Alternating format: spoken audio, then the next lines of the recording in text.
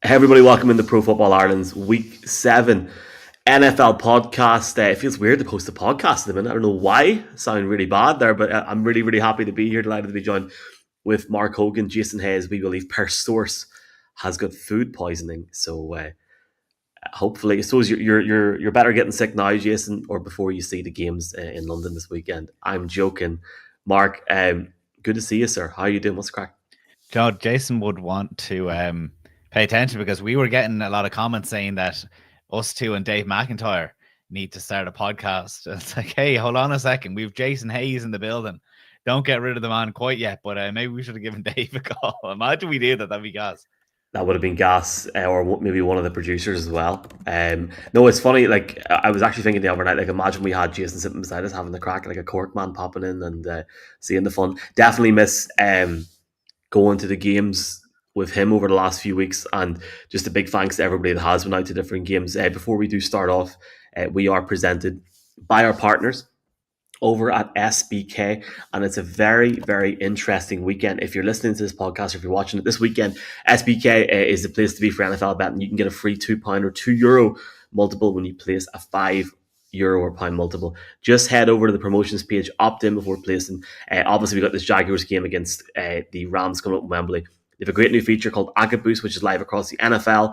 Just add your selections to your bets to get up to 100% boost. And to celebrate the final London game of the stretch, SBK are also giving you a 25% bet builder on this Rams Jaguars game. You can check out all the T's and C's there. Obviously, we're going to place the T's and C's as well in the bio of this podcast. And look, frankly, without reading off a palette, we really appreciate not just the support of people clicking the link for SBK, but also SBK, Alex, and the team as well. One of the terms and conditions that you should probably pay attention to that I did not pay attention to last week is that it is for the £2 bet you have to put on an NFL ACA. I always only stick to NFL, but I was feeling on Thursday evening, I said, you know what, I'll get ahead of this, get in a bit early. I'll put Spain, Italy, and of course Portugal to beat Ireland 3-0 into my ACA early on in the week. How did that go? Do you know what? Actually, I didn't take 3-0. I just took Portugal straight up to win, but then you don't get the free bet because it's NFL only bets. It's not if you obviously combine, which I did. So I never got my £2 free bet, but I would have used that free bet, I'd imagine, Michael, to probably lump it on the Broncos. But once again, we just got this outrageous European game, another one-score game. It's like, how is the Rams versus the Jags going to live up to the slate so far? I know some people didn't enjoy the game. I genuinely, maybe it's because we look at it through a different prism the last few weeks. Obviously, if you've missed it, Michael and I have been doing the Virgin Media coverage. So grateful to be involved. It's just such a different way to talk about the game. And I thought there was constantly something that was interesting me, whether it was one side or other of the defenses, that I know the casual eye really did not like it, but I can see why there's such an intrigue in defense doing well and not all just about scoring on offense. This is like Fitz and Wit. I love how you put your name in front of mine on the bio under this as well. I love it. For people that are watching this and seeing the pound sterling sign, you know I'm up north. It is €2 and €5 as well. Big thanks to SBK. And yeah, jump on it this weekend. I'm going to jump on it as well over the next few days. We have got a podcast with Jeff coming up, obviously looking through every game. Our friends, comrades Dara and Connell are not just out with a new college podcast at the minute, but they've also they're on the way to Tuscaloosa in Alabama. So definitely check out some of the stuff coming up over the next few days. That's a big game, Alabama, Tennessee. If you're not into it, check it out in socials. I am going to UNC. They've had a quiet few weeks next weekend, as well as the Packers Steelers game. So hoping to meet Dan Whelan. More on that at a different point. Mark, yes, that is the plan. And I want to give a shout out, if she is listening, to Dan's ma. We're going to meet for a coffee. So I'm very excited to meet the Whelan clan. I feel like I should get like a county jersey and present it to them. So maybe more on that over the next few days. You mentioned the games on Virgin Media. I just found out, Mark, that I need to sell my tickets for that Ireland-Portugal game in the Aviva because we're all going to Madrid. And wherever you think you're going or not, we have to work it out. So you're going and you're going to miss a game in the Aviva. Offers start at what price for those tickets? I believe it's against the law in the Republic to sell tickets on at certain venues. Well, I'm not in the 26, so feel free to DM me, lads. We'll see the crack.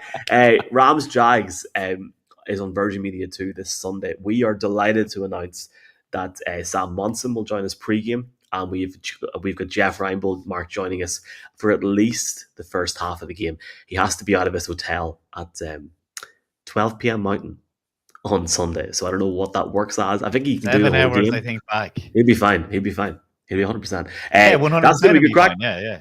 Because that we have an off air at 5:55, so I know he's laughing. Now, get his packing done early is what we have to advise Jeff to do. I don't know if you've stayed in rooms with Jeff. Is Jeff a good bunk buddy? Wow, here we go. Well, there's various stories we can say about sharing a room with Jeff, whether it's Jeff getting a shower and walking out of said shower and forgetting he's in a room with somebody.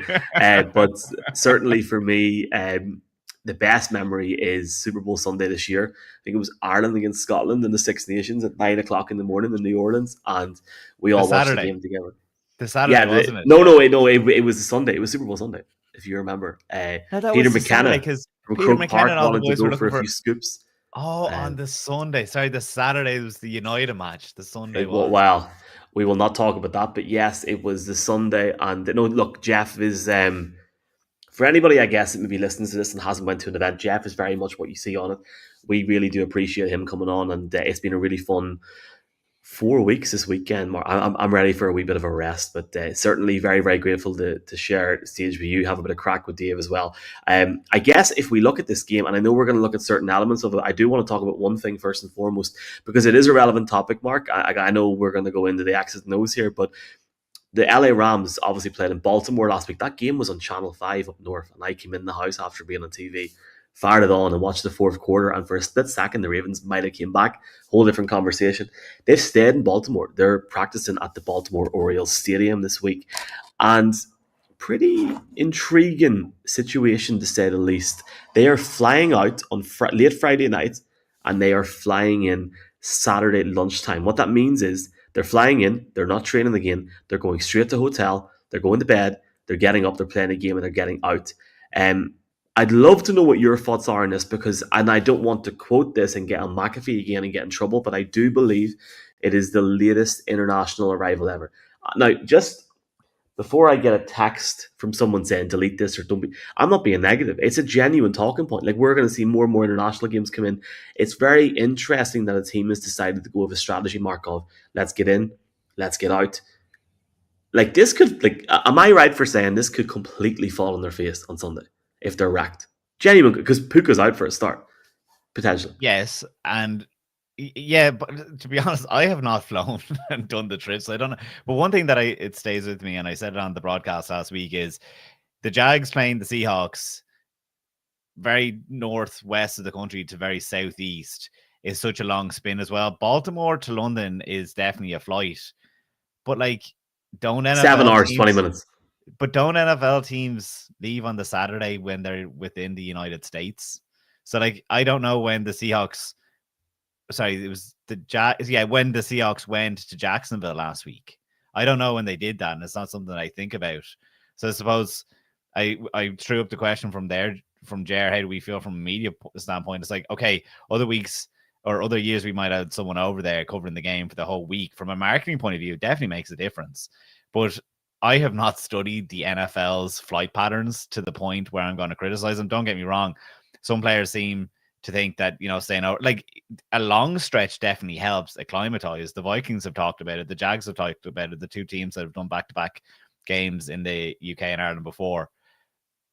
It's difficult for us to comment, Michael, because no matter what way you do it, the losing team always points at, oh, that was the wrong decision, even if they did the exact same thing the year previous. Time will tell. Liam Cohen, so for retrospect talk, we are going to talk about both teams now. Liam Cohen and the Jags left Jacksonville Monday night. You may remember there was a hurricane last year. There was a bit of a situation there to get in Monday night, in Tuesday morning. The players had the day off on Tuesday and half day Wednesday, and he said that he could understand why Sean McVay has made this decision, that they would have potentially done it themselves as well if he didn't have marketing and different things going on. So it's very intriguing to see. I put the tweet up about an hour ago, and some of the replies are interesting. So we'll maybe go through that at some stage. Mark, we are live right now, and I need to ask we got a comment there from the great man of the moment, just saying, all right, lads, from Will Gavin. Can you talk about, if you're going to ask me and put me on the spot asking about flight patterns for teams coming over to the UK, what has been your favorite call from Will Gavin so far this year? Because he's absolutely nailing it.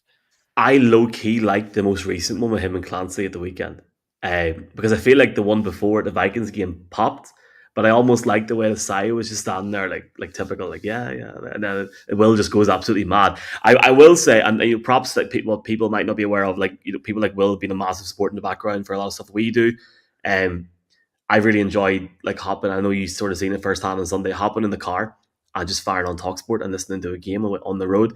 Will Varney, the other Will too, I call him, has done a great job as well. So especially if you're up north, do listen to them. I think they've the Jets game on Sunday, which I'm looking forward to hearing the scores in between it. But yeah, it should be good. Mark, we are live, and I do want to just very quickly say this because you might be more of a technical wizard than me. You're well aware of the issues that I'm currently having with my screen.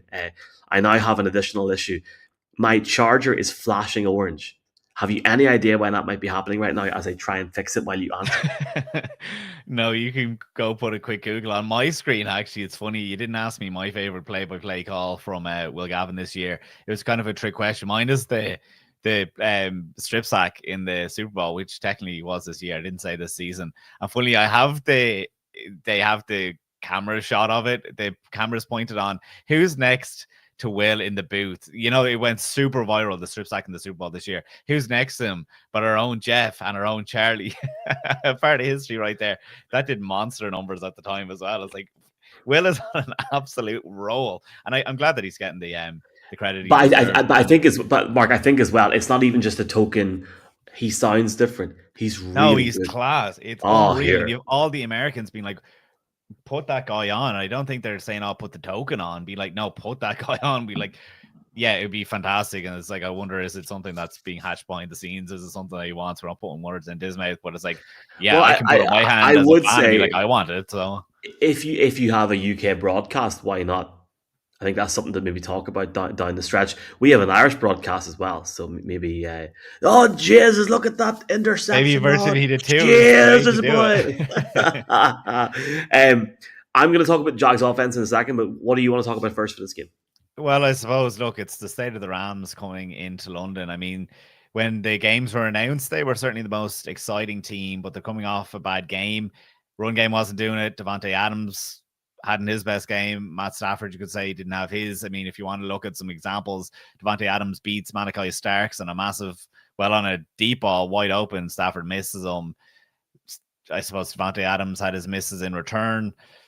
And then there's the red zone issues that, I mean, Tutu Atwell isn't going to be a threat in that area of the field. I mean, that's why Davante Adams, one of the best red zone receivers, was brought in. You field to the Rams because they just thought that he would gloss over all the issues, but it hasn't been there.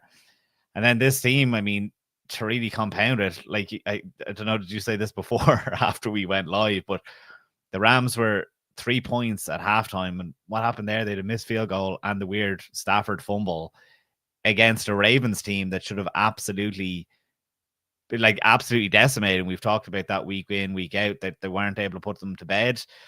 And then they obviously come in now post Puka Nacua, which is very worrying, except for I have to think then it's up to Sean McVay to adjust without having Puka Nacua in the offense.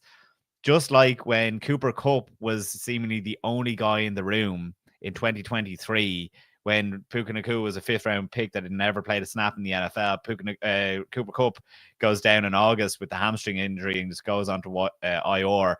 And you're thinking, oh God. And this was the year that we were saying the Rams are done. They're taking the year off. They've nothing on offense and they're able to find a guy. I wonder if 2nd round pick Terrence Ferguson, if he's the guy that they're going to have to go to, or specifically Sean McVay is going to have to adjust towards as they kind of have to look at fixing this offense a bit and getting a bit more explosive. Yeah, it's going to be really interesting. I feel like as a fan, first and foremost, I know we're not going to be there on Sunday, and just again to entice people and annoy them to watch Virgin Media 2 from 2 p.m. on Sunday for this game. When you see Puka go down, you think to yourself, God, it would have been brilliant to see him in London, and I think we almost deserve it. But we're talking about a guy that is now turning into one of the best threats in the NFL at his position, but this is still a man, Mark, that wasn't aware of what division he was in to an extent. So I don't want to go too hard on it. I guess my question is, you sort of mentioned a couple of guys there, and I'm going to talk about the Jags offense in a wee second, but are you concerned as to the depth that they have going into this game, especially because I'm going to talk about the Jaguars' offensive struggles. So if the Rams do have an extended period of time on the field, do you think they can get it done without Puka? I know you've mentioned a couple of names there, but do you think it's realistic that they can still put the points on the board, I guess, both on the run and in the passing game? Yes, because of Sean McVay and because of what I said happened in 2023, that there is an expectation when you're called one of the best offensive minds in the NFL and potentially in NFL history. There is supposed to be something there, and he's shown it before, and there is an untapped player there with Terrence Ferguson. Like, maybe they're going to have to go towards him anyway. I think it's more his issues as a blocker is why he hasn't been getting on the field, but there's an obvious candidate there is what I'm thinking, and they're going to have to, I suppose, and that's the intrigue. Like, if they can't get it done without Puka Nacua, and it's just going to be every single ball is going to Devontae Adams, and then they throw it to Tutu Atwell, and then you're obviously hoping that the running game is better than it was last week. I mean, that's an idea as well, but I don't think that patterns out in the long term, because then everyone's just going to be double and tripling Devontae Adams and daring you to go to Tutu Atwell. Yeah, and like when you hear the words like Devontae Adams, you think to yourself, and you're almost asking yourself, God forgive me for saying it, Mark, but like, what year is this? I'm buzzing that the Rams have found a way. Like, I mean, at the start of the year, I remember doing a podcast with Jeff, and we talked about sort of dark horses and teams that we thought could make a run this year. And he mentioned the Bucs. We talked about the Rams as well, and it's becoming true through 6 weeks. It's hard to believe we're already at week 7. We went from week 6 to week 7. How to get a 6-7 reference in, Mark, this week for all the young people that listen to this podcast, and you know who you are if you're listening to this. So well done for getting me to say that. Both teams, it's funny enough, if you actually look at the records, both teams 4-2 going into this game, and you're right, like, this is. I certainly didn't look at it in this way whenever all the games were announced, but outside of what we have left, I know that we could probably see 2 winning records in both Atlanta, which we'll talk about in a bit, and the Colts going into Berlin. Record-wise, in terms of what they could do down the stretch, this is one of the best international games of the season. I think one of the biggest things for me, and it's almost sort of siphoning off what we talked about a little bit last week in this podcast. I believe I talked about the Jags, or one of us talked about the Jags, or maybe we just talked about it in TV, Mark, and I just can't remember. We were talking about it on TV because I was like, I dip into those notes real fast. That's exactly what it was. And again, for people listening in your car on a Thursday, Friday, Saturday morning, I'm sorry for mentioning TV again. We're just a wee bit excited, but it's funny because the conversation that we had when we were down at Virgin on Sunday, and to the conversation that we probably have now about this Jags offense, but the Jags overall, one or two things remain the same. For me, it's especially what Cohen has brought into this team, but more so what he has brought in, the fundamentals, the footwork, the different options that he has given to Trevor Lawrence to actually excel in his own scheme, and the confidence that he has not just given to Trevor Lawrence, but the confidence that he has given to this entire franchise, especially the offense as well. Trevor Lawrence threw 11 touchdowns, 7 interceptions last season. He's 8 touchdowns and 5 interceptions already this season. So while they get a win against the Chiefs, the Jacksonville Jaguars do probably one of the most Jacksonville Jaguars things ever by losing to the Seattle Seahawks last weekend at Everbank. And it's easy for somebody to probably look at the scoreline of that game and then not actually watch the tape. But 2 or 3 things from looking at the All-22 for me was, and this is a big week for PFF, I do have to give them a shout out. I know they're having a very quiet week, so shout out to PFF, Mark, and I will make no further comment than that. I know you've right enough. Hold on, you're not really on Twitter anymore, are you? So have you heard about this? No, not much. No. Oh my. Okay, we should probably please explain for the listener as well. Let alone me. Okay, well, a lot of people have come out. Certain players and former players have come out over the last 48 hours and said, "I'm sick of PFF ratings for players," and it's went viral. It's been on every podcast, every live sports show in America this week, to the point where it's been on everyone, to the point where Trevor Sakima has had to come out on PFF and explain the grading for certain players last week, to the point where Chris Collinsworth was on a podcast today explaining it. So it has taken a bit of heat, and I will talk to you more about that off the podcast. But no, do you know what? It's like the one thing is PFF. I have often said that I think you have to put context to PFF. You have to talk about actual plays. That nothing drives me daft more than just listing off, PFF's figure was this and PFF's figure. So it's like, if you pay attention to what I do when I do mention a PFF figure, because I do have access to PFF and you're able to use legally first place. And yes, and yeah, you have to be able to use your own common sense with it. Just listen off, and that was driving me daft with certain podcasts once upon a time. And it's like that's not a veiled shot at anyone in particular. These were like big time podcasts that were just using PFF numbers, and I just didn't believe that they meant anything. So it's like if you're listening to a podcast and they're just rattling off numbers and you're the fool to just believe that, that's up to you. But in terms of players, it's like, of course they're going to be annoyed, but it's the same thing with the Madden ratings, I think. Well, I will say this to you, and I think I said it to you the other day, and I'm telling you this in a public forum, Mark. I think it's time for you to have a 10-minute deep dive every day on Twitter, because this has been big this week. Big. Even Sam Monson came out and spoke against it. I will send you the stuff after. It's been a fun 24 hours for a lot of people. If you are live, get the comments, and I know people are going to fire them up. But in terms of the two things that I wanted to take away from the Jags offense going into this week, Mark, I'm not sure if you agree on this, but we both know, and I know a lot of people listening to this will know exactly how they played, how that offense played against the Chiefs when they were down 14, came back and won. Yes, we have seen that next level to an extent in that game from Trevor Lawrence, but he is still throwing 4 interceptions in the first 3 games of the season.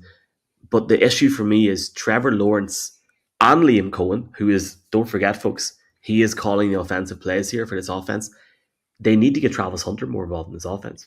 In the first 6 games of the season, he's only 20 catches for 197 yards. I know that he had that massive play, but they need to find a way to get it down the field more to him. They need to find a way to get him open. If he's going to be double teamed, find ways and find opportunities in plays at the last moment to make him move in terms of trying to get away from different guys. Switch it up a bit. We know how explosive he can be on both sides of the ball, but I feel like, and I don't want to get the headache segment already, but I feel like this could be the weekend where we finally see him really break out. And how cool would it be if it was in London? I remember him sitting in the draft room saying about how he has to get a passport. The offense wasn't great against the Seattle Seahawks last week, but certainly the offensive line allowed 7 sacks, and the run game was limited at 59 yards. 7 for 45 yards in terms of team penalties as well last week. But certainly that was a real issue for them last week. That being said, though, in terms of the way the Seahawks played, and I know Cohen said it as well, if you actually go back and watch that game, folks, the Seahawks were absolutely superb. They looked like a really good team, but the Jaguars overall need to improve. They're second most in the league in penalties. They have the most in terms of offensive penalties.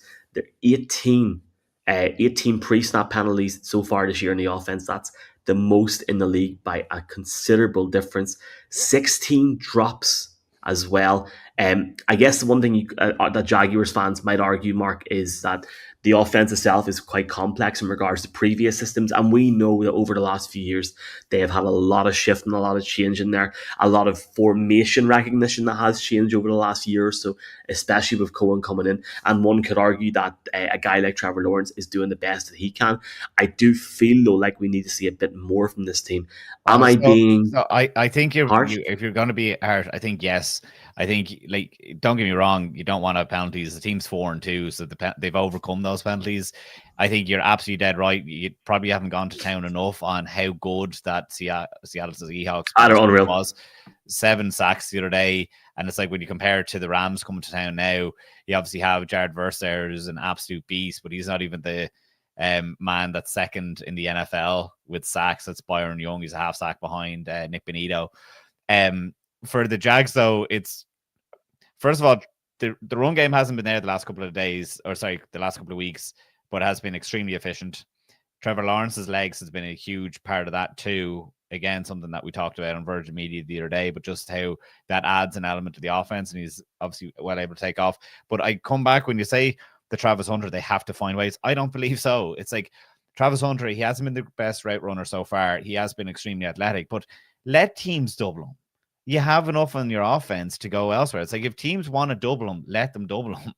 And then when they stop doubling him, that's when you're ready to go. Or maybe that's when teams go back on Brian Thomas, and that's when, like, I actually don't have, I just don't have as much of an issue with Travis Hunter not being there yet. Sometimes rookies take their time. I believe we're going to do a little deep dive on a couple of teams before we take our first break in this podcast. Now, this is where we missed Jason a wee bit because we could get 2 or 3 different angles as well, and it's great that we've went 20 minutes without mentioning a certain team, 24 minutes in fact. So, hopefully, you're not going to mention that certain team, Mark, and you're going to give us a different team in this. And I really like your Hunter piece, by the way. I look forward to arguing with you in the studio. Yeah, it's funny because now it's like I don't know what to say, just so that you don't. Well, we nearly had a domestic last week over that halftime decision, which, to be fair, to like people like McAfee were like, "Yeah, Hail Mary, shit show." Sorry, absolute shit show. Let's move on. Who have you got? Have you the Eagles? Yeah. No, I have the Arizona Cardinals, Michael. So no, yes. Oh Jesus I have the Christ. Philadelphia Eagles. So we did. So I keep track each week for us of some teams that we haven't actually mentioned in a few weeks. Jason, of course, he's out sick. If you have you like a little board, or like have you like a little whiteboard? I do have a little like, board. If I like writing stuff, yeah. Literally, I have a board. It's a digital board now. Of course, it's called Excel. But I do keep track of them, and I just had noticed that there was a few teams that we had strayed away from talking about. So it was the Eagles, Bears, and Commanders. I'd imagine what happened with the Eagles and Commanders was we are saving them because we thought we were going to have to talk to death about them towards the end of the year. But because we're at this certain level of parity, we've just been able to jump to so many different teams. It's been great this year. It's a shame now that we've been missing out of the Bears, but we might wrap back to them. And potentially, I noticed the Texans as well as one of those teams that we haven't mentioned for a while. But it was, if we get back on track, or if I get back on track, it was definitely worth checking in with the Philadelphia Eagles because, again, for a team that we haven't talked about, that in itself is worth noting that the Eagles are not, they're not worth talking about this year. AJ Brown has been frustrated again. The run game doesn't look anywhere like it did last year, and Darius Smith retired during the middle of this week, the start of this week. Now, that should be said, that was due to personal reasons, according to people that are close to the Eagles or whatever. It was not because the narrative was that he sees this thing as a sinking ship. I don't know. Are you quite close to the Eagles? I mean, like, no, I just thought that was something I probably just did pick up on Twitter, to be perfectly honest. But it was like I saw someone say, like, this is personal reasons. Stop saying that he's trying to come off a sinking ship. Which, so yeah, I mean, if what you're saying is best luck to what you are saying is you are potentially still going on Twitter and looking at certain things. You've just got a load of mute. Do you know what? It's one of those. It's like I'll probably get a notification from like you or something, or you'll put into our group chat to like this. I don't do that. For anyone listening to this, I do not do that. Oh my God, Mark, are you actually being serious? I just like I'm just going to go completely away from the Eagles here for a second. There is still a lot of people on Twitter, and if you have enough followers, yeah, you can there is enough say. And I'm sorry, the whole blue sky thing. I no, come on, on. We're better than that. It was I just wasn't tweeting as much. I still think it's a fantastic resource, and especially like the people that I follow. Don't get me wrong. There's not been any impact really on me. It's just I don't know. Just the app is in a weird place on my phone that I stopped opening up. But yeah, to get back on track with the Eagles, like what's the difference from last year? They did lose a lot of defensive talent, you could say, in free agency. There was no changes on the offense, though, except for the right guard, whose name goes beyond me right now. It's at the tip of my tongue, but I forget. They did lose the right guard. He went to LA. And then Kellen Moore, obviously, is now the offensive coordinator. Went from offensive coordinator to the head coach of the New Orleans Saints. So it's Kevin Patullo is the offensive coordinator. They have their lowest success rate, which is, I suppose you can call it efficiency down to down, their lowest rate of explosive plays since Jalen Hurts' stint in Philadelphia. That's obviously since 2020. They have the second highest percentage of 3-and-outs. Only Tennessee has worse, and they have the fifth highest negative play rate. That's pretty damning, Michael, because we were so used to last year seeing play after play, bomb after bomb, massive run after massive run. So to actually put some of that into numbers, AJ Brown, 46 yards per game. His lowest per season before was 83 yards. Obviously, he has only one TD, low success rate, lowest yards per reception. We look at Saquon Barkley. He's yet to have a run beyond 20 yards. He was doing for fun last year. So you do, I think, have to put it on Patullo, I should say. You should be able to put it on to him somewhat.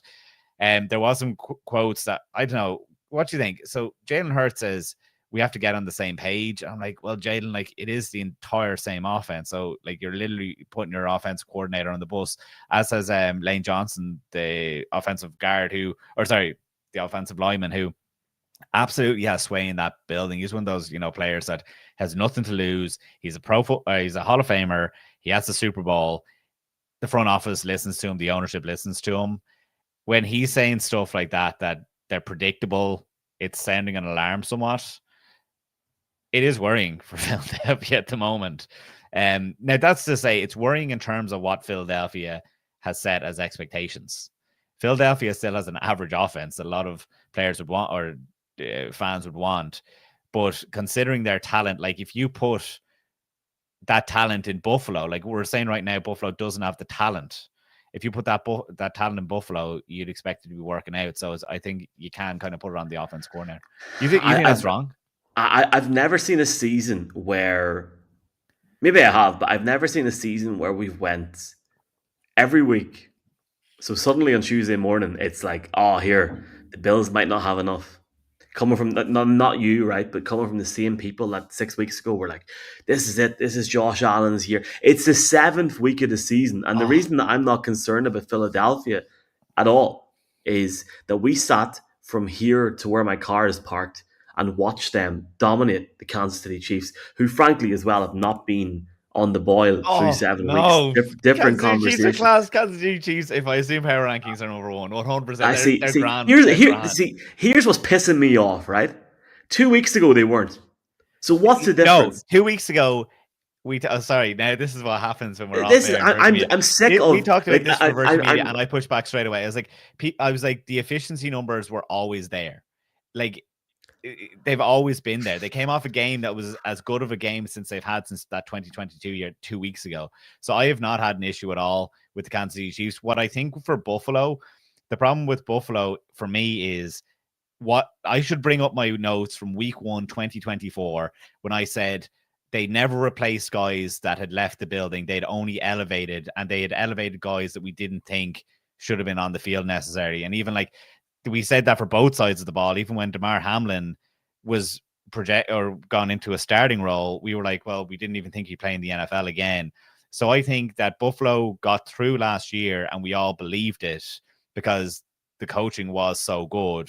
But talent has always been an issue. Like, we talked about this towards the end of the year. The reason I gave Josh Allen the MVP was I was like, look at the talent that has surrounded him. So I think that is an issue for Buffalo that we believed would show its head last year. I think it is showing its head this year. Time will tell. Time will tell. I'm just pissed off at like the whole the fickleness of the whole media. Every Tuesday there's another story and assist. Tom Brady's right. I'm nearly certain that Brady has the Bucs right up there. Right up there. And maybe I'm wrong. Maybe I go on now in a minute and see that he's got the Chiefs as number 1. For me, the best team in football at the minute is Tampa Bay Bucs. Simple as. And I think if anyone disagrees with that, go and watch the tape of their games over the last 6 weeks. It's only week 7. That's what I will say. Hell, it's week 8 in college football. They've got another month and a half left. There are teams that aren't even in the top 25 yet that can make a run at the national championship. It's no different in the NFL. So it's early days. It just is what it is. Let me add a couple of things in the Commanders before we do finish off this first part here, Mark. And it's really interesting because, Mark, I have a strategy of, and I feel like you know my late night game strategy at the moment. Yeah, have I told you about this? Yes. For the goodness of the listeners. Yes. So I open YouTube. I take my contact lenses out. I go to YouTube, go to videos of my desktop. So in the morning, I like squint, hit refresh, phone's in airplane mode, don't know anything. And last week, I was a bit tired. And I thought, well, last week on Monday night, I was a bit tired and I thought, I'm not going to sleep in the sofa tonight and do it on my laptop. I'm going to get up. I'm going to lie in bed. I'm going to watch it on my phone. Airplane mode, no issue at all. Put the Commanders-Bears game on Tuesday morning. And within 30 seconds, I fell asleep and nearly missed work. So this is where I'm at. But what I will say from watching it back on Tuesday evening, Mark, and again, just this whole era of fascination of, oh my God, the Commanders are 3-3, but they were so good last year, and Jayden Daniels had a year like Robert Griffin III. Jayden Daniels, for as good as he has been in his career so far, And I'll talk about a different thing in a second. I'm sure you'd agree with me. Jayden Daniels cost his team the game on Monday night against the Bears. Are we both in agreement with that? Yes, Is that yeah. Yes, right. But the biggest issue for me outside of that is, and look, I think you have to sort of give props to Jayden in terms of how he not only managed that situation, but how he spoke about it at length after, placing the blame on himself. We all know he gets a lot of flack for the way that he spoke to Caleb Williams last year, as if he's been in the league for about 70 different years. Or that might have been CJ Stroud, my bad. But the big thing for me with the Commanders is slow starts this season, sitting 3-3, have been more. They have been an issue, but certainly they've been more of an issue for this defense with the Commanders than the offense. If you look at the first two drives in the first 6 weeks of the season, in terms of the opposing offense on the field with the Commanders' defense, which was stout to say the least, not that long ago, has given up 39 combined points with only 3 stops in 12 drives, 0 in the last 3 weeks. That's not good. Early turnovers, poor execution. That's the reason that they have 3 losses on the board right now. But generally, overall, I don't want to go too much into it. I'm really interested to see over the next 3 to 4 to 5 weeks how the Commanders continue to play in this division, especially in the NFC East, where there are question marks around certain teams. We know what the Cowboys are doing with such an injured front as well at the moment. But more so, the supporting cast that Jayden Daniels has on the offense, especially at running back, but more so in the line of, is Terry going to be fit? Is he going to be 100% at all at any point this season? Questionable going into this week. We know what the situation is with Debo. I'm really intrigued to see where this Commanders team is sitting by the time that they get to Madrid in a month's time. A month today, actually, is the Madrid game. Are they going to be I don't want to say commanding force, but are they going to be a force to be reckoned with in the sense of, will they have 3 or 4 more wins and losses? Because that's where they need to be in the NFC, in my opinion, in the guts of 4 or 5 weeks' time. I'm not that concerned, because even after the loss on Monday night, they're the only team in the NFC East that has a positive point differential. But at the end of the day, Mark, when you have turnovers and you're finishing with a lot of turnovers, you're finishing with errors, you don't deserve to win football games. But I feel like Dan Quinn's going to get it right down the stretch this season, to be honest with you. I have a lot of optimism for the NFC East tonight. Yeah, but that's the thing with it being, right, in the melting pot for so many teams. Like, it's exciting for everyone. Like, for the problems that, I'm saying that the Philadelphia Eagles have, they're 4-2 now. It's funny, their point differential is -1, but then when I looked at who's next to them, it's the San Francisco 49ers, who are also 4-2, and they're at -3 point differential. For context, my Cardinals are 2-4, and their point differential is 3. The Houston Texans have a wild point differential. I suppose means that, are you winning close games, or you hockeying teams? I know you love your stats, man. You love your stats. I would like to think that I back them up with real life plays and other things as well, but it's just something I'd seen or whatever. I was literally just looking for the different standings and who is in those clusters. Yeah, whatever. I love stats. No, I mean that in a good way, in terms of, it's funny, the one thing, we're not arguing about it, but if I say a stat, it's funny, you'll come back with something else. It's a good dynamic, is what I would say. I'm not massively concerned at the minute with the Commanders. I think they'll get it right, to be honest with you. No, and that is it. Just to put a bow on, I do think that the Eagles can get it right. I just think an offensive coordinator, it goes to show, it's like you're always one piece away from being perfect, it seems. It's like life, isn't it? And that's it. It's everyone has their complaint. This is the whole thing. It's like grass is always greener, but it's like these are still 2 teams that will be right in the thick of things. Sorry, I keep on saying that there's a bow being put on it and go for one more sentence. I don't know. We are going to check out some other teams. I think this is our midway point, is it? It is. Just before we hit that midway button, this is primarily a podcast for the weekend, and especially Sunday, Monday, etc. this week. But I do want to timestamp it a little bit. We're recording on Thursday evening. Wi-Fi. I had no electric yesterday. That's why. But Sean Quinn has asked Mark, what about the Icy Hot Bowl? Are you excited for it? What is the Icy Hot Bowl? Oh, man. What is the Icy Hot Bowl? You need to get back in social media, man. What is the Icy Hot Bowl, please?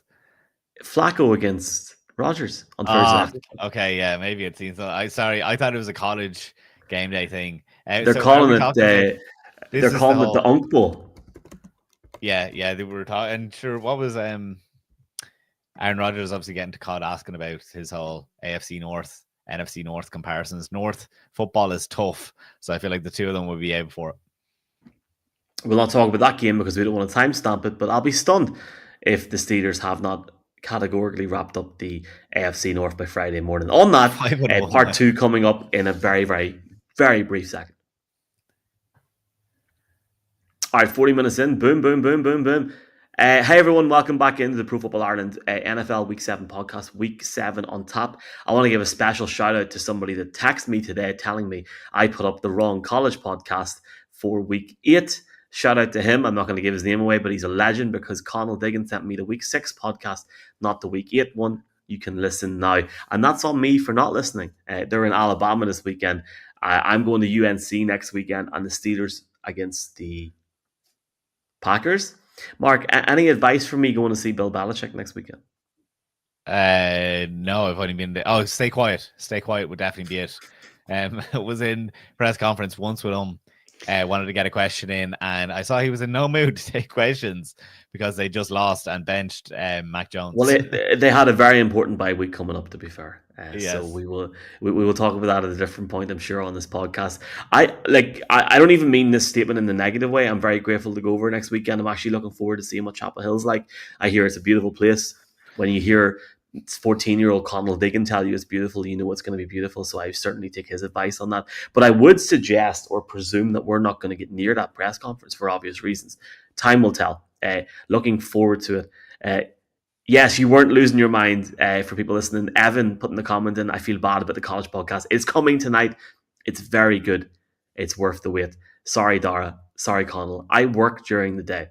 I'm trying my best. It's all good. Basically, Mark, Penn State, who are a huge team in college football, fired their head coach last week, and they were talking about him as if he was still in the job. So I think that's like, people were like, hold on, what's going on here? What's going on? Anyway, we are presented by SBK. There is a big couple of offers this weekend. There's a winnings boost on the Rams and Jaguars game, along with a £2 or €2 multiple when you place a £5 or €5 multiple, along with different offers this weekend. Obviously, the T's and C's are there.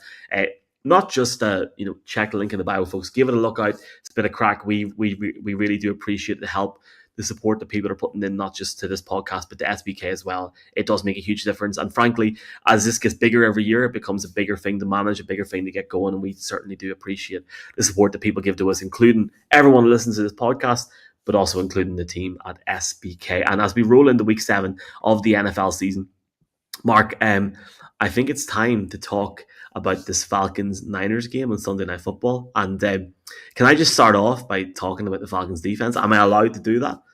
No, please do, because we did get a comment earlier on, actually, and I might as well find it up by Jerry Mullins. What about the Falcons D? Love a bit of D, man. Love a bit of D in the NFL. I'll tell you what, we're joking on the last part of the podcast about PFF and talking about how, it's certain things to talking about. Oh, Mark, this is not good. My screen's about to go off. We're live right now as well. I'm not even joking. I'm going to try, okay? Can you still see me? Yeah? All good? I can still see you. Okay. I'm going to try my best. We know how this Falcons defense have rebuilt themselves. But when we go into week 6, week 7 of the NFL, the Falcons conversion rates in terms of their defense on downs are second overall in the league at 14%. In terms of first downs, 64% on fourth downs, 59% on third downs. What does that actually mean to people listening to this, especially in their car, not being able to see a graphic? That means they are absolutely elite when they are trying to sustain themselves on the field. Obviously, we know when we seen it firsthand last week, Mark, when we were talking about how good that Broncos defense is. This Falcons defense through the first 6 weeks of the season have been absolutely superb. They're 6th in defensive pressure rate, 3rd in sack percentage, and we know that themselves in terms of the amount of sacks that they can get going is one thing. In terms of the defense side of the ball, in tight games, they've been so efficient with sacking different guys. Jeff Ulbrich and what he has been able to do to this team, especially where he came from last year to now, he has been reborn. And I would be really interested to hear in a minute what your thoughts is in terms of, do you feel like the Falcons defense is number one, or do you think the Broncos one is better? I know there's different numbers to back that up, but in terms of general play, from what you've seen, I look at what they've done on Monday night against Buffalo and think to myself, holy crap, This is a unit that can legitimately work wonders this season. Last year, they were 28th in the league in pressure percentage, 32nd, in case you're wondering, that's last overall in the league in terms of sacks. Through the first 6 weeks, they've got 12 sacks. Okay, so they're not inside the top 10 there, but they're up to 6th in terms of pressure percentage. This defense is looking genuinely so much better. 4 sacks on Josh Allen against the Bills last week, 2 interceptions. They limited the Bills last week, Mark, to 2 out of 9 in terms of third down conversions and only 14 points allowed. And I know I'm talking about the defense. I don't want to be that guy. Man, they're second in total offense. Like, that is absolutely mental. We know how good Drake London has been, but for people that were down on Michael Penix Jr., this team looks legitimately a fantastic option to make a stretch down the season. We know how good Bijan is. What, 238 total yards? He's running absolutely wild. I'm going to turn my screen off while you reply to me, but Dirty Birds are here to stay, man, by the looks of it, because this Bills team struggled big time against them. And frankly, Mark, the Falcons and Ulbrich showed a blueprint in terms of how you can go against a team like Buffalo. Ulbrich, great guy. I would recommend anybody to listen to Peter Schrager on Pat McAfee earlier on this week, talking about how he literally went in to Atlanta a day early, got involved in the organization, and watched how he actually gets on with the players. Complete stud of a coach and a top human overall. Very, very exciting times. And I pray to God that my internet comes back in 10 seconds after this. But that's exactly it. Like, you've used, like, what is there left to say? Because you've used the couple of words that I wanted to say, which was 14 points is what they're able to keep Buffalo to. The pressure rate, of course, 40% on Josh Allen. I think that you said blueprint is the other word I wanted to hone in on. The blueprint of how to overcome the Buffalo Bills was, exactly like I was just saying there. Maybe it was in the last part, but I was saying that the talent potentially isn't there. So it is, all right, let's get after Josh Allen again. If you can't get the ball off, if their running game hasn't been as strong this year, let's hone in on Josh Allen. And they did force the 2 interceptions to get the 4 sacks. It's a massive, like you say, blueprint, in case you couldn't hear me while you disappeared. But on the other side of the ball, the offense is outrageous. like when you're saying Keon Coleman versus what's on the other side of the ball for him, in a wide receiver's name for the Atlanta Falcons, whose name I just can't get off the top of my head right now. Michael, what's the Falcons wide receiver? Oh, Drake London. No, Drake London. No, I'm so sorry. I'm so sorry. How could you put me on the spot there. I was like, hold on, is Drake London a tight end? No, he's not. Jesus. After this, but that's it. It's like when you have to compare Keon Coleman to what the other number one, Drake London is playing absolutely outrageous at the moment. You're able to say Bijan Robinson's stats, 230 plus total yards, 171 of them came on the ground, 81-yard touchdown, 8.9 yards per rush, and then 6 catches for 68 yards. Like, whatever you think about Penix, when you have that firepower on offense, it is outrageous. And to turn it into their opponents here, the San Francisco 49ers, like, I am desperately worried about the San Francisco 49ers.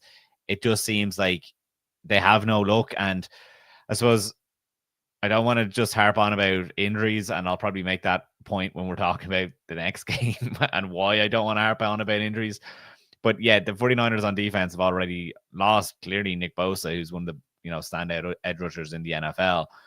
But they've just now lost one of the most important defensive pieces in the NFL, let alone their own defense, and Fred Warner.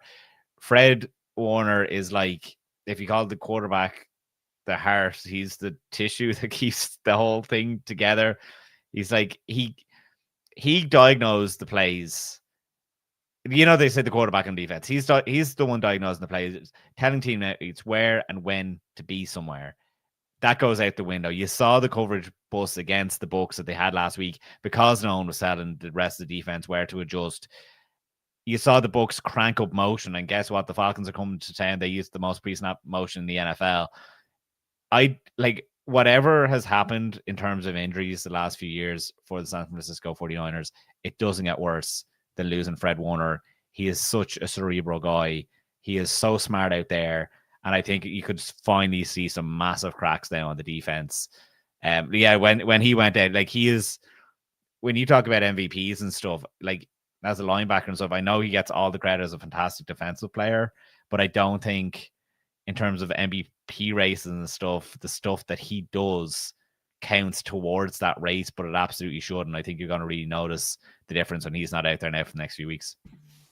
I think, look, the only thing I'll add to this in terms of the Niners is, it would have been very easy for guys 4 or 5 weeks ago to write them off a bit when we knew that Brock Purdy was going down. The fact that they're going into week 7, 4-2 speaks absolute volumes as to the workload of this team on both sides of the ball. We know how good they are with special teams as well. I know they lost the game against a highly efficient, let's be very clear here, 5-1 Baker Mayfield. This is a Baker Mayfield show this week. Baker Mayfield led Buccaneers team. Mac Jones still had 347 yards on a day where he had 2 picks and 0 passing touchdowns. This team know how to get it done. They should have been more efficient on the run last week. They'll get there. I'm just excited to see whenever Brock Purdy comes back in and see what they can do, because we know how good the defense now. That like, it wasn't the offense. Well, obviously the offense didn't put up a ton of points, but like the Bucs, it was their first non-one score game of the year. Like they only one sack on Baker last week. That's the issue as well. It doesn't even matter about this. It was just like Baker, like they just adjusted so well. When Fred Warner went off the field, they're like, all right, motion. That's going to confuse him so much, and absolutely did. Who you got for that game? I have the Falcons. I have the Falcons. That's a banger. Yeah, good game. But yeah, I think really I'm pinning it on Fred Warner not being around, and I suppose I just have to see how they operate without him before I'm going to be back in the 49ers again. Provided that we haven't got a credential or a parking pass yet from the fantastic organization of the San Francisco 49ers. I'm taking the Niners in Sunday Night Football. They haven't played at home in like ages. But you think the 49ers, considering the defense for the Falcons and considering how explosive they are on offense, like they have so much in their favor, like, and everything seems to be they got to travel across the country, man. They got to travel across the country. We're talking about it being the Baker Mayfield show for the Bucs so far, and I have them very, very high in terms of my rankings. And I guess if we start off with this Bucs Lions game this weekend, Mark, a couple of, like, for people that are being very down, not being down, but certainly something that I've noticed from not sitting on a plane or sitting in an airport the last 3 or 4 Sundays, actually getting to sit down and watch a lot of these later window games.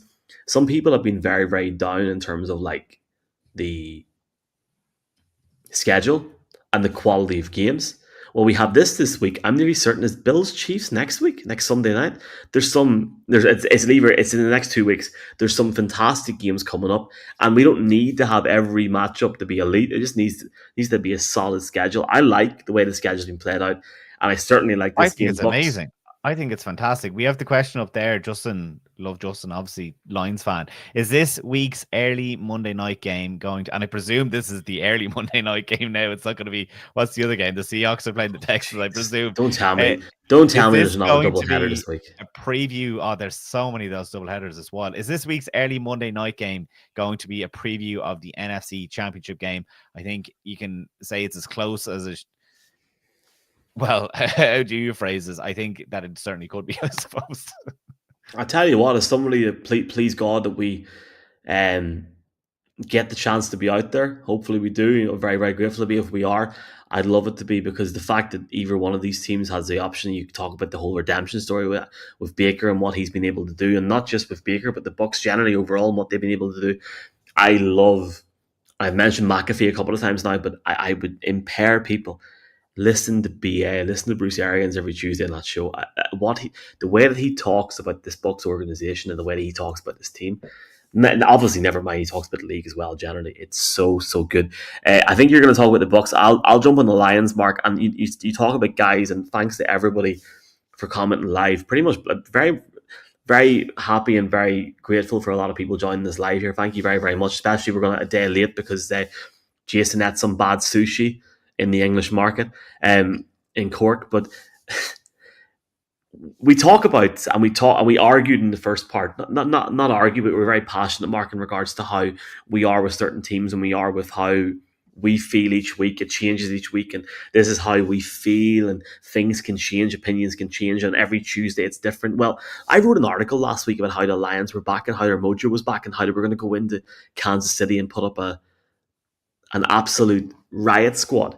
And now I'm reading stuff this week from people across the internet saying that they're not where they need to be, and this offense is not where they need to be. When you hear Dan Campbell talk about the loss in Kansas City last week, in terms of it was not the kind of game where they needed it and they couldn't get it done defensively. They had opportunities that they could have capitalized on, but the offense needed to show up.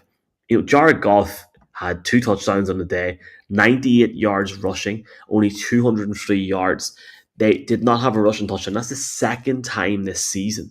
But the fact of the matter is, they went into Arrowhead. The last time that happened, it was against Green Bay, and we all know what happened in that game in week 1. Goff's average per completion of 8.8 yards was actually almost on par of how they played against Green Bay in that demolition in week 1. Came back a bit towards the end of Lambeau, but the game was over very, very early.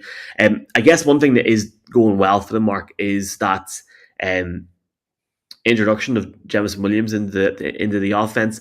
They struggled to get him into something I wrote about last week, actually, in terms of getting them into the passing game. 6 passes for 66 yards and a touchdown.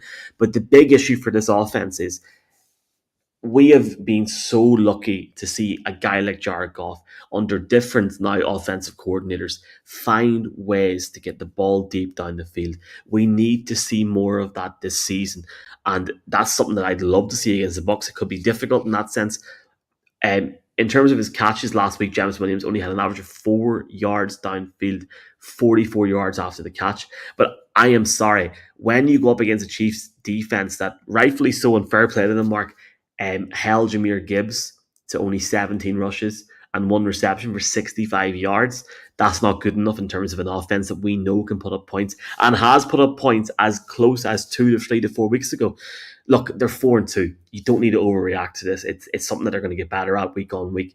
But certainly, this is a situation where their I know I'm focusing on their offense. We know their secondary is depleted. We know they've got a suspension. We all know what happened at the end of that game.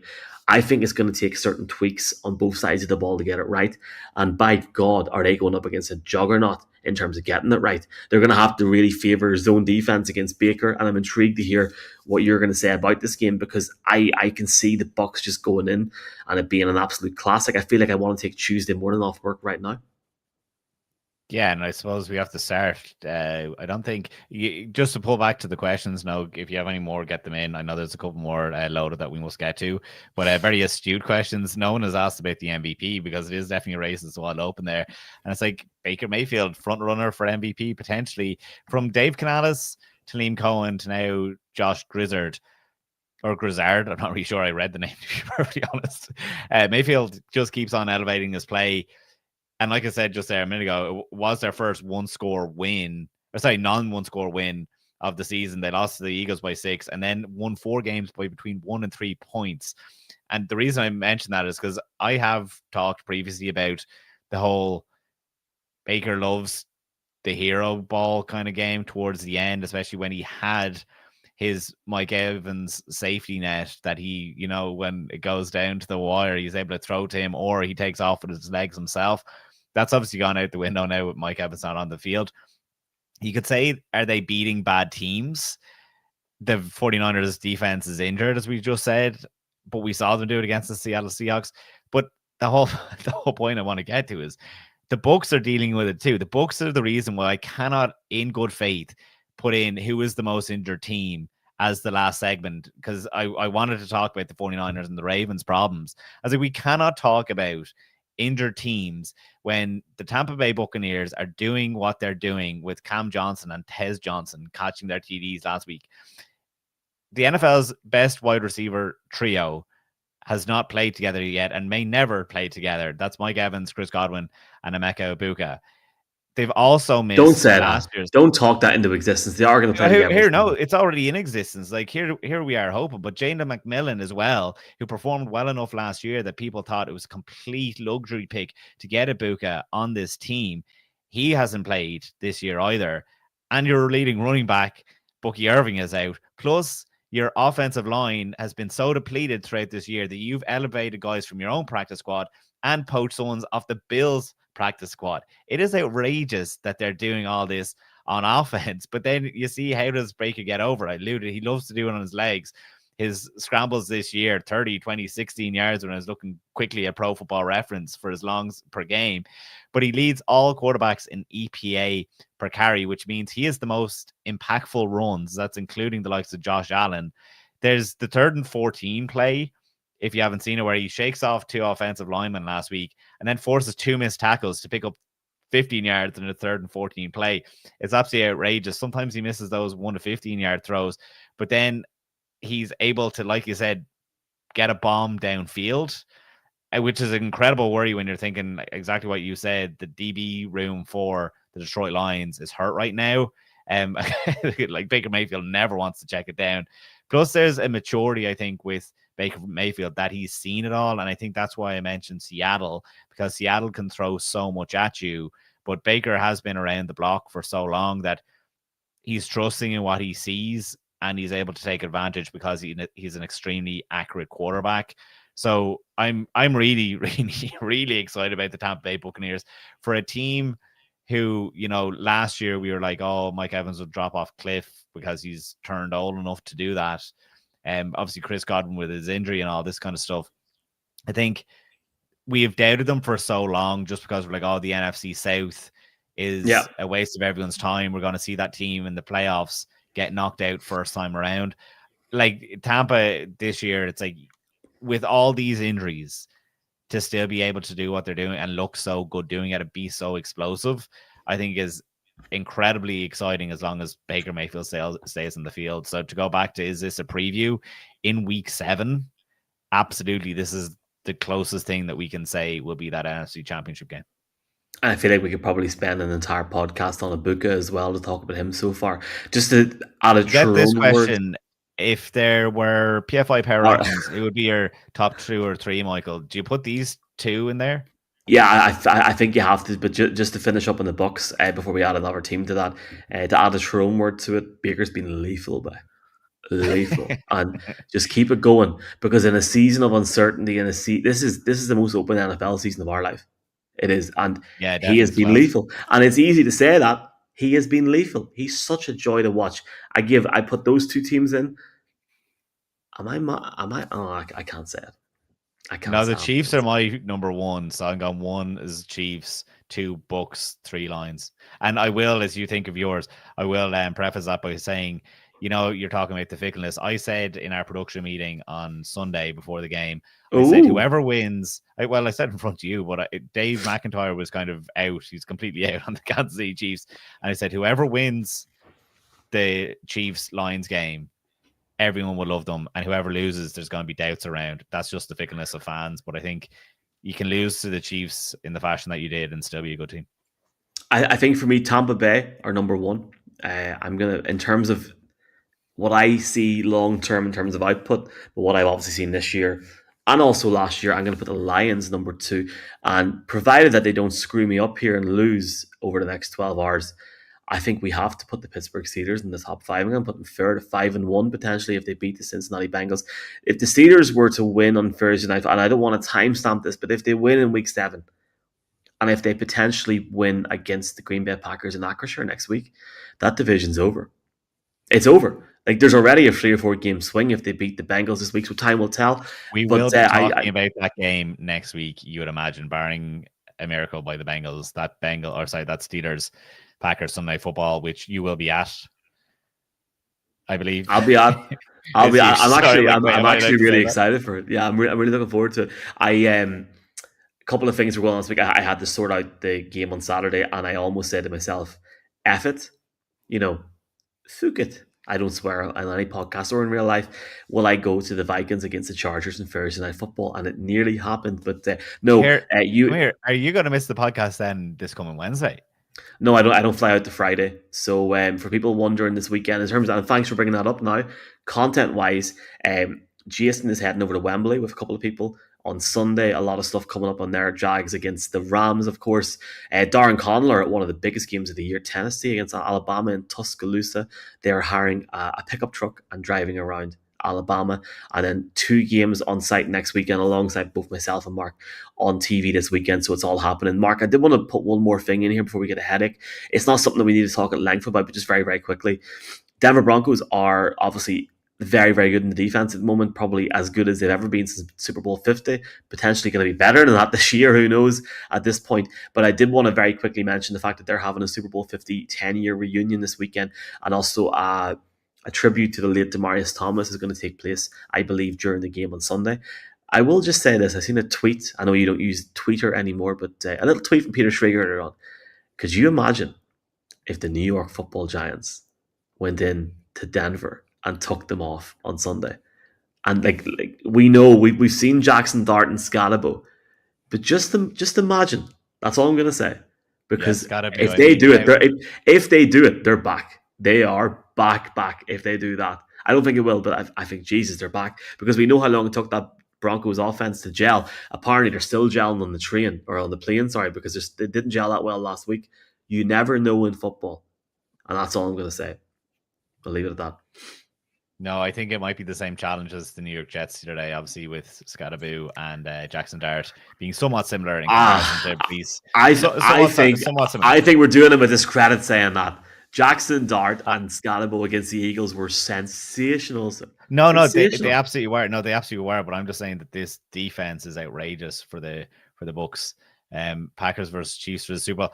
We are going to get to the headache, but it is relevant as we kind of wrap this thing up.